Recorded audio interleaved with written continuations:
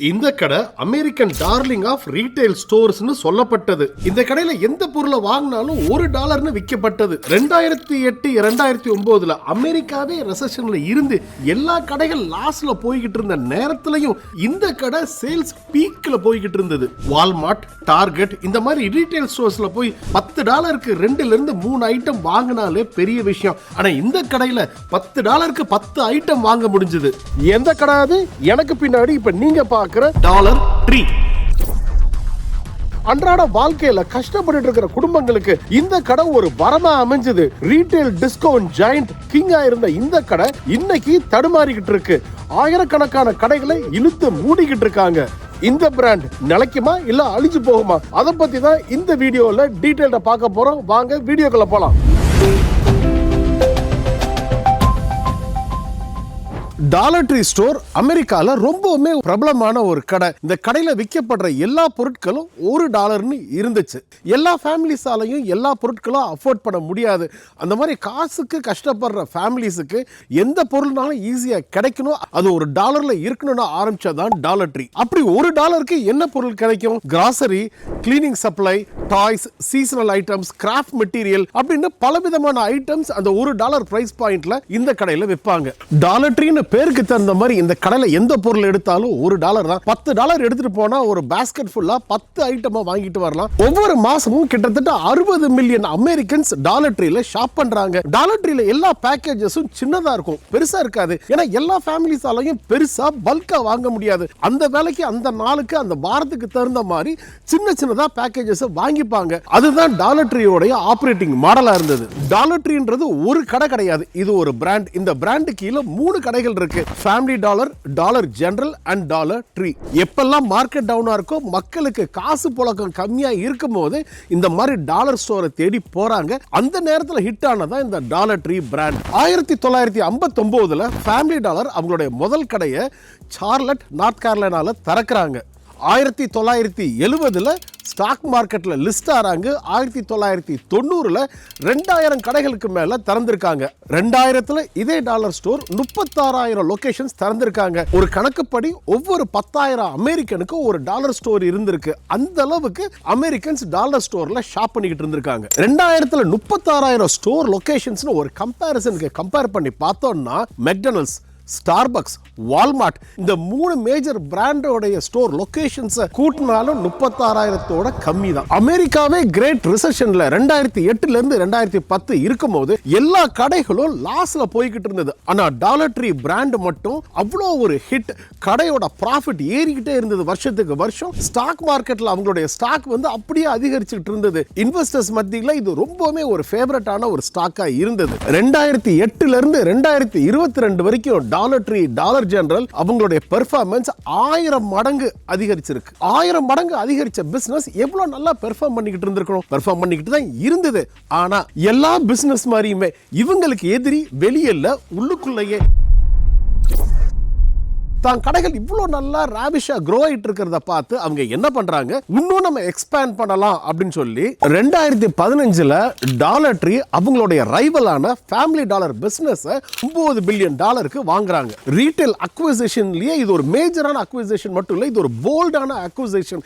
இந்த அக்விசிஷன் ஆகும்போது இது ஒரு நல்ல ஒரு அக்விசிஷனா இருந்தது. ஏன்னா ஃபேமிலி டாலர் கையில கிட்டத்தட்ட 8,000 லொகேஷன்ஸ் இருந்தது. ஃபேமிலி டாலர் பிரைமரியா அர்பன் சிட்டிஸ்ல ஆபரேட் பண்ணிக்கிட்டு இருந்தாங்க. டாலர் ட்ரீ சபர்ப்ஸ்ல ஆபரேட் பண்ணிக்கிட்டு இருந்தாங்க. சபர்ப்ல நல்லா பண்ணிக்கிட்டு இருக்க ஒரு பிசினஸ், சிட்டில நல்லா பண்ணிக்கிட்டு இருக்கிற ஒரு 8,000 லொகேஷன் இருக்கிற ஒரு பிசினஸ் வாங்கும்போது entire retail discounted store, retail மார்க்கெட்டையே கம்ப்ளீட்டா அவங்க கையில வச்சுக்கலாம் அப்படின்னு முடிவு பண்ணி தான் இந்த பிசினஸ் வாங்குறாங்க. இந்த அக்விசிஷன்ஸ் மெர்ஜர் டீல் வரும்போதே பிரச்சனையோட தான் வந்தது. ஃபேமிலி டாலர் கையில 8,000 லொகேஷன்ஸ் இருக்கு. அந்த 8,000 லொகேஷனும் ப்ராஃபிட்டானபிள் லொகேஷன்ஸ் கிடையாது. அதுல பல லொகேஷன்ஸ் மோசமா பிசினஸ் பண்ணிக்கிட்டு இருந்திருக்கு. டாலர் ட்ரீ என்ன பண்றாங்க, நம்ம கையில தான் காசு நிறைய இருக்கு, மோசமா ஓடிக்கிட்டு இருக்க கடையை இழுத்து மூட வேண்டாம், நம்மகிட்ட இருக்கிற காசு அந்த பிசினஸ்ல அந்த கடைகள்ல இன்வெஸ்ட் பண்ணி அந்த கடையும் ப்ராஃபிட் ஆக்கிரலாம் அப்படின்னு முடிவு பண்றாங்க.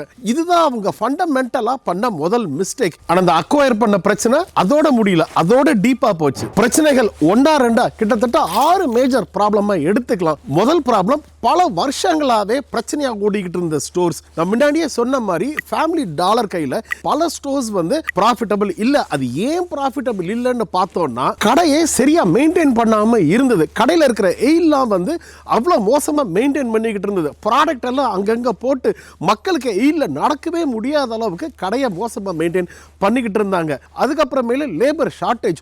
ஒரு கடையில ஒரு எம்ப்ளாயி மட்டுமே வச்சு ஓட்டிக்கிட்டு இருந்திருக்காங்க. ப்ராடக்ட் ஆஃபரிங் ரொம்பவுமே கம்மியா இருந்திருக்கு. ஃபுட் டிராஃபிக் கடைக்கு சுத்தமாவே கிடையாது. ஃபுட் டிராஃபிக்ன்றது வந்து மக்கள் கடைக்கு வந்து போற ஜனத்தொகை, அதான் ஃபுட் டிராஃபிக்னு சொல்றது. அந்த மாதிரி கஸ்டமர்ஸ் கடைக்குள்ள வரும்போதே சில லொகேஷன்ஸ்ல ஒரு பாசிட்டிவ் ஃபீலிங்கே கிடையாது. ஏன்டா அந்த கடைக்கு ஷாப் பண்ண வந்தோன்னு மக்கள் நினைச்சிட்டு போற அளவுக்கு தான் சில கடைகள் இருந்தது. இந்த டாலர் ட்ரீ பிராண்டுக்குள்ள 3 கடைகள் இருந்தது. இதுல வந்து டாலர் ட்ரீ சபர்பன்ஸ்ல இருந்தது. சபர்பன்ஸ்ன்றது அவ்வளவு டென்சிலி பாப்புலேட்டட் சிட்டிஸ் கிடையாது. இங்க ரெண்ட் கம்மி, கடைகள்ல நிறைய ஃபுட் டிராஃபிக் இருந்தது. அதனால ஈஸியா அவங்களால பிசினஸை ப்ராஃபிட்டபிளா நடத்த முடிஞ்சது. அடுத்தபடியா டாலர் ஜெனரல், இது வந்து ரூரல் ஏரியாஸ்ல இருந்தது. ரூரல் ஏரியாஸ்ல கடைகளுடைய ஸ்டோர் ரெண்ட் ரொம்பவுமே கம்மி. அதே மாதிரி அந்த ஊர்ல நிறைய கடைகள் கிடையாது. ஒரு டாலர் ஜெனரல் இருந்தாலே அங்கேயே தான் அவங்க எல்லா கிராசரியும் மக்கள் பண்ண வந்துகிட்டு இருந்தாங்க. மூணாவது ஃபேமிலி டாலர். ஃபேமிலி டாலர் இருக்கிறதெல்லாம் அர்பன் சிட்டிஸ்ல இருக்கும்போது ரெண்ட் ஜாஸ்தி, லேபரும் ஈஸியா கிடைக்கிறது கிடையாது, லேபர் எக்ஸ்பென்சிவாகவும் இருந்தது. அதனால ஒவ்வொரு கடையும் ஆப்ரேட் பண்ணும்போது ஆப்ரேட்டிங் காஸ்ட் ஜாஸ்தி. அது மட்டும் இல்லாம சிட்டிஸ்ல ஷ்ரிங்கேஜ்னு ஒரு கிளாஸ் இருக்கு. ஷ்ரிங்கேஜ் என்னன்னா, கடையில விற்கிற பொருள் எவ்வளவு திருட்டு போகுதுன்னு. திருட்டுக்கள் சிட்டிஸ்ல ஜாஸ்தி. அதுவுமே ஃபேமிலி டாலருக்கு ஒரு பெரிய ப்ராப்ளமா அமைஞ்சது. ஸோ 2 பிசினஸ் ப்ராஃபிட்டபிளா போய்கிட்டு இருக்கு. Dollar tree, dollar general. Family dollar அந்த அளவுக்கு லாஸ்ல போய்கிட்டு இருக்கு. சோ இந்த ஃபேமிலி டாலர் இல்லாத போது இவங்க நல்லா ப்ராஃபிட் பண்ணிட்டு இருந்தாங்க. ஃபேமிலி டாலர் வந்ததுக்கு அப்புறம் இவங்க ப்ராஃபிட் குறைய ஆரம்பிச்சிருச்சு. மூணாவது காரணம் தெஃப்ட் அண்ட் சேஃப்டி. இதுக்கு முன்னாடியே நான் சொல்லியிருந்தேன் இல்லையா, திருட்டு ஜாஸ்தியா இருக்கு, ஷ்ரிங்கேஜ் ஜாஸ்தியா இருக்குன்னு. அமெரிக்கால 2023ல $112 பில்லியன் ஷ்ரிங்கேஜ், அதாவது திருட்டு ரீட்டைல் ஸ்டோர்ஸ்ல நடந்திருக்கு. இதுல டாப் இடத்துல இருக்கிறது ஃபேமிலி டாலர் ஸ்டோர். இதெல்லாம் ஒரு சைடு போயிட்டு இருக்கும்போது 2024ல ஃபெடரல் இன்வெஸ்டிகேஷன் ஃபேமிலி டாலர் மேல $41 மில்லியன் ஃபைன் போடுறாங்க. எதுக்கு? அவங்களுடைய வேர்ஹவுஸ்ல எலிக்கல் ராடன்ட் கண்டுபிடிக்கப்பட்டிருக்கு. சாதாரணமா இல்ல, அவங்க ஃபுட் சப்ளைஸ் வச்சு ஃபுட் சப்ளை வித்துக்கிட்டு இருக்கிற இடத்துலயே ராடன்ட் இருந்ததுனால இவ்வளவு பெரிய ஒரு ஃபைன் போட்டிருக்காங்க. அமெரிக்கன் ரீட்டைல் பிசினஸ்லயே இதுதான் ஜாஸ்தியா ஃபைன் பண்ண ஒரு பிசினஸ். அஞ்சாவது ஃபெடரல் ஸ்னாப் ப்ரோக்ராம். எகானமி மோசமா போயிட்டு இருக்கிற நேரத்துல பார்த்து அமெரிக்கன் கவர்மெண்ட் ஸ்னாப் ப்ரோக்ராமை குறைக்கிறாங்க. லோ இன்கம் ஃபேமிலிஸ்க்கு கவர்மெண்ட்ல இருந்து வர காசு குறையுது. லோ இன்கம் ஃபேமிலிஸ்க்கு கவர்மெண்ட்ல இருந்து காசு வருது குறைஞ்சதுன்னா அவங்க கடையில போய் ஷாப் பண்றது குறையுது. ஃபேமிலி டாலர் லோ இன்கம் ஃபேமிலிஸே நம்பி ஓட்டிக்கிட்டு இருக்கிற ஒரு கடை. அவங்க கடைக்கு வர மக்களுக்கு காசு வருது குறைஞ்சதுன்னா இவங்களுக்கு வியாபாரம் அடி வாங்க ஆரம்பிக்குது. ஆறாவது இன்ஃப்ளேஷன். பிரசிடென்ட் ட்ரம்ப் ஆட்சிக்கு வந்ததுக்கு அப்புறம் பல நாடுகளுக்கு மேல டாரிஃப் போட்டாரு. டாலர் ட்ரீ பெரும்பாலான ஐட்டம் சைனா மாதிரி வெளிநாடுகள்ல இருந்தா வாங்குறாங்க. அப்படி அங்க டாரிஃப் ஏறும்போது ப்ராடக்ட்டோட விலையும் ஏறுது. இந்த ப்ராடக்ட்டோட விலை ஏறுறதுனால 2 விஷயம் நடக்குது. நிறைய மேனுஃபேக்சர்ஸ் வந்து இந்த மாதிரி சீப்பான ஐட்டம் எங்களால இதுக்கு மேல மேனுஃபேக்சர் பண்ண முடியல, நாங்க கொஞ்சம் காசு கூட வச்சு வால்மார்ட்டுக்கோ டார்கெட்டுக்கோ வித்துக்கிறோம், உங்க கூட இனிமேல் நாங்க பிசினஸ் பண்ண விரும்பலன்னு பாதி பேர் விட்டு போயிடுறாங்க. ரெண்டாவது, மேனுஃபேக்சர்ஸ் கொஞ்சம் விலை ஏத்துறாங்க. அப்படி ஏத்தும் போது டாலர் ட்ரீயால அந்த $1 பிரைஸ் மேஜிக்கை ரீட்டைன் பண்ண முடியல. இப்போ எந்த ப்ராடக்ட் எடுத்தாலும் $25 அப்படின்னு $1.25 வச்சு விக்கிறாங்க. இதுல என்ன இருக்கு? $1 பொருள்ல $1.25 வச்சு வித்தா என்ன தப்பு? அங்கதான் பிரச்சனையே ஆரம்பிக்குது. சைக்கலாஜிக்கலா பல வருஷங்களா டாலர் ட்ரீல போனா $1க்கு ப்ராடக்ட் கிடைக்குதுன்னு மென்டலா நம்ம டியூன் ஆயிருக்கோம். இது பேர் தான் மென்டல் பிரைஸ் பாயிண்ட். இந்த மென்டல் பிரைஸ் பாயிண்ட் நம்ம மைண்டுக்கு $1ன்னு செட் ஆயிருச்சு. திடீர்னு $1.25 மாத்தும் போது மக்களுக்கு டாலர் ட்ரீ மேல இருந்த $1 மேஜிக் போயிருச்சு. அதனாலயே மக்கள் ஷாப் பண்றத குறைக்க ஆரம்பிச்சாங்க, நம்பர் ஆஃப் ஐட்டம்ஸ் வாங்குறதும் குறைய ஆரம்பிச்சது. இப்போ டாலர் ட்ரீன்றது எந்த பொருள் வாங்கினாலும் $1ன்னு ரொம்ப சிம்பிளா ஒரு தனித்துவமான ஒரு பிசினஸ் ஆபரேட் பண்ணிக்கிட்டு இருந்தாங்க. எப்ப அந்த தனித்துவம் போகுதோ மக்கள் விட்டுட்டு போயிருவாங்க. நம்ம கடைக்கு இதுதான் முக்கியம் அப்படின்னு அவங்க நினைச்சிருந்தாங்கன்னா அது எப்பேற்பட்டாது அந்த பிரைஸ் பாயிண்ட காப்பாத்தி இருக்கணும். நம்ம சேனல்ல இதுக்கு முன்னாடி $4.99 காஸ்கோ ராட்டசரி சிக்கனை பத்தி ஒரு வீடியோ போட்டிருந்தோம். காஸ்கோ தன்னால எந்த அளவுக்கு முடியுமோ அந்த அளவுக்கு எவ்வளவு எக்ஸ்ட்ரீம் எஃபர்ட் எடுத்து அந்த $4.99 பிரைஸ் பாயிண்ட கீப் அப் பண்றாங்க. ஏன்னா கஸ்டமரை ஹாப்பியா தான் பிராண்ட் ஒரு ட்ரஸ்ட் வர்தி பிராண்டா காட்டிக்கணுன்றதுக்காக. அந்த வீடியோ பார்க்காட்டி லிங்க் மேல இருக்கு, கண்டிப்பா பாருங்க. இந்த மென்டல் பிரைஸ் பாயிண்ட் ஷிஃப்ட் பத்தி டீடைலா தெரிஞ்சுப்பீங்க. இந்த மாதிரி உள்ளுக்குள்ளேயே பல பிரச்சனைகளை ஃபேஸ் பண்ணிக்கிட்டு இருக்கும்போது பிரச்சனை உள்ளுக்குள்ள மட்டுமா இருக்கு? கிடையாது, வெளியிலையும். காம்படிஷன். டாலர் ஸ்டோர்ஸ்க்கு direct competition Walmart, Target, team.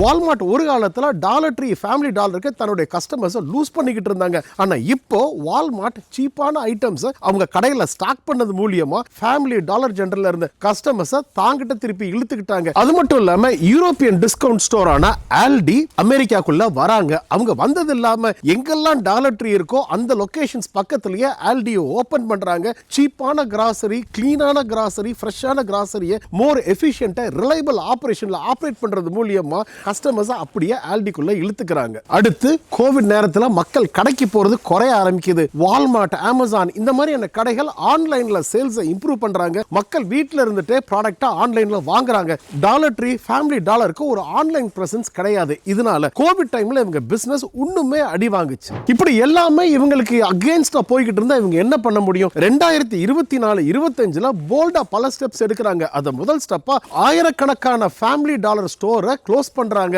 Leadership, தலைமை பொறுப்புல இருக்கிற மக்களை தூக்குறாங்க. இன்னொரு ஸ்ட்ராட்டஜிக் டிசிஷனை எடுக்க பார்க்கறாங்க. ஃபேமிலி டாலர் ஸ்டோர்ஸை வித்துறலாம், அந்த குரூப்பையே நமக்கு வேண்டாம், அதனால தான் நமக்கு நஷ்டமாகுது, அதை வித்துறலாம்னு ஸ்டடி பண்றதுக்கு ஜேபி மார்கனை கூப்பிட்டு ஸ்டடி பண்ணி கொடுத்திருக்காங்க. சோ இந்த மாதிரி ஒரு நிலைமையில தான் இப்ப டாலர் ட்ரீ இருந்துட்டு இருக்கு. ஒரு காலத்துல அமெரிக்கன் டிஸ்கவுண்ட் ஸ்டோர்ஸ் உடைய குயின்னு சொல்லப்பட்ட டாலர் ட்ரீ இன்னைக்கு இழுத்து மூடுற நிலைமைக்கு வந்திருக்குன்னா எதனால? இதுல இருந்து என்னெல்லாம் லெசன்ஸ் நம்மளால கத்துக்க முடியும்னு பார்க்கலாம். 5 லெசன்ஸ். அதுல முதல் முக்கியமான lesson, growth alone doesn't guarantee success. Dollar tree நல்லா தான் பிசினஸ்ல பண்ணிக்கிட்டு இருந்தது. நம்ம வந்து இமிடியேட்டா பெருசா இன்னும் நல்லா grow ஆகலாம்னு சொல்லி ஃபேமிலி டாலரை வாங்குறாங்க. வாங்குறதுக்கு முன்னாடி ஃபேமிலி டாலருடைய பிசினஸ், அவங்களுடைய ஸ்டோர் லொகேஷன்ஸ் பத்தி டீடைல்டா ஸ்டடி பண்ணாம அப்படியே நம்ம வாங்கி போட்டோம்னா நம்மளும் மேலே ஏறிடலாம்னு நினைக்கிறாங்க. பாத்தீங்களா? அதுதான் the growth doesn't alone provide success. ரெண்டாவது பாயிண்ட், கஸ்டமர் எக்ஸ்பீரியன்ஸ் ரொம்ப முக்கியம். என்னதான் ஃபேமிலி டாலர் பல வருஷமா பிசினஸ்ல இருந்தாலும், டாலர் ட்ரீ வாங்கி இருந்தாலும் அவங்க ஃபிக்ஸ் பண்ண வேண்டியது கடைகளை நீட்டா ஆக்கி இருக்கணும், கஸ்டமரோட எக்ஸ்பீரியன்ஸை இம்ப்ரூவ் பண்ணி இருக்கணும். என்னதான் டிஸ்கவுண்ட் ரீட்டைல் டாலர் ஸ்டோரா இருந்தாலும் எக்ஸ்பீரியன்ஸ், கஸ்டமர் எக்ஸ்பீரியன்ஸ்ன்றது ரொம்ப முக்கியம். மூணாவது பாயிண்ட், பிரைஸ் சிம்பிளிசிட்டி. எங்க கடையில என்ன பொருள் வாங்கினாலும் $1 பல வருஷங்களா வச்சு வித்துட்டு இருக்கும் போது திடீர்னு $1 இனிமேல் கிடையாது, $25 போது மக்கள் வந்து அந்த பிராண்ட்ல இருந்து டிஸ்அசோசியேட் ஆயிக்கிறாங்க. நாலாவது ஸ்ட்ராட்டஜிக் அக்விசிஷன். டாலர் ட்ரீ ஒரு நல்லா போய்கிட்டு இருக்கிற ஒரு பிராண்ட். இவங்க ஃபேமிலி டாலரை வாங்குறாங்க. ஃபேமிலி டாலர் கையில ஏற்கனவே ஃபண்டமெண்டலா வீக்கான ஒரு பிசினஸ் வாங்கும் போது அந்த ஃபவுண்டேஷனை அவங்க எடுத்த உடனே ஃபிக்ஸ் பண்ணாம விட்டது தான் மேஜர் தப்பு. அதனால ஒரு அக்விசிஷன் பண்ணும்போது நம்ம இது ஸ்ட்ராட்டஜிக்கா கரெக்டான ஒரு அக்விசிஷன் பார்த்து அக்வயர் பண்றது டாலர் ட்ரீக்கு முக்கியமா இருந்திருக்கணும். அஞ்சாவது காம்படிஷன். இது எல்லா பிசினஸ்க்கும் இருக்கிறதா. டாலர் ட்ரீ மாதிரி ஒரு ரீட்டைல் ஜெயண்ட் என்ன பண்ணியிருக்கணும்? எப்படியாச்சும் ஆன்லைன்ல பிரசன்ஸை கொண்டு வந்திருக்கணும். வால்மார்ட், அமேசான், டீமு இவங்கெல்லாம் ஃபிகர் அவுட் பண்ற வரைக்கும் உட்காந்து வேடிக்கை பார்த்துட்டு இருக்க கூடாது. தான் கடை ஃபுட் டிராஃபிக்ல தான் ஓடுது. அப்படியே காலம் ஃபுல்லா நம்பி ஓட்டிக்கிட்டு இருக்கிற நேரத்தில் கோவிட் மாதிரி ஒரு மேஜர் டிஸ்ரப்டர் வரும்போது என்ன ஆகும்? பிசினஸ் படுக்கத்தான் செய்யும். அதனால எந்த ஒரு பிசினஸா இருந்தாலும் நம்ம காம்படிஷன் எப்படி இருக்கு, காம்படிட்டர்ஸ் எப்படி போயிட்டு இருக்காங்க, என்வாயர்மெண்ட் எப்படி இருக்கு, மக்கள் எப்படி இப்ப ஷாப் பண்றாங்கன்னு தெரிஞ்சு தன்னைத்தானே மாத்திக்கிட்ட பிசினஸ் தான் சஸ்டெயின் ஆறாங்க.